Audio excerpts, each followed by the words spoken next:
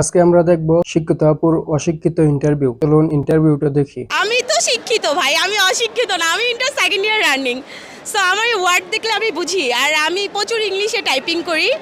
একটা সময় রিলেশন টাইমে আমি প্রচুর আমি বলতেছি M O T H E R motor না মেন্টাল। মোটর।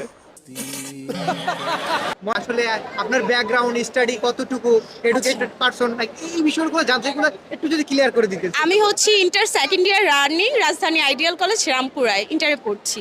আমি এখনো বাচ্চা, ছোট মেয়ে। আচ্ছা, আমি একটা ওয়ার্ড ধরতে চাই, আপনি বলতে পারবেন কিনা? আমি কি বলবো? হ্যাঁ, শিওর। আচ্ছা, খুব সহজ এবং সিম্পল হচ্ছে, বলে দিচ্ছি। বি এ এন জি এল এ। কি হলো? বলাকা নাকি বুবলি হলো? বলাকা। বলাকা? হ্যাঁ। শিওর? হ্যাঁ, sure. Wait a minute.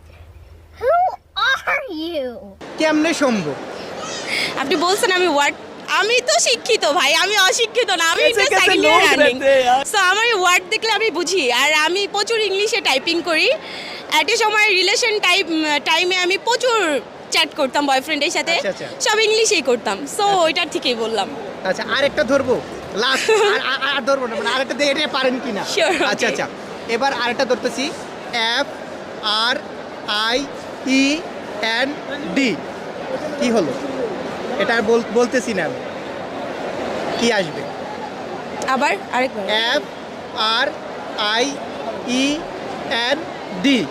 Final. Final? Sure? Sure. আপু শিওর? এটাই মনে হচ্ছে ফাইনাল। কেমনে সম্ভব? কেমনে সম্ভব? মানে আপুরে যেটা প্রশ্ন করতেছি এটাই সাথে সাথে আনসার দিয়ে দিচ্ছে। আপুরে এই মানে এই বাক্যগুলো আসলে সঠিক হয়েছে কিনা আপনারা কমেন্ট বক্সে বলে যাবেন।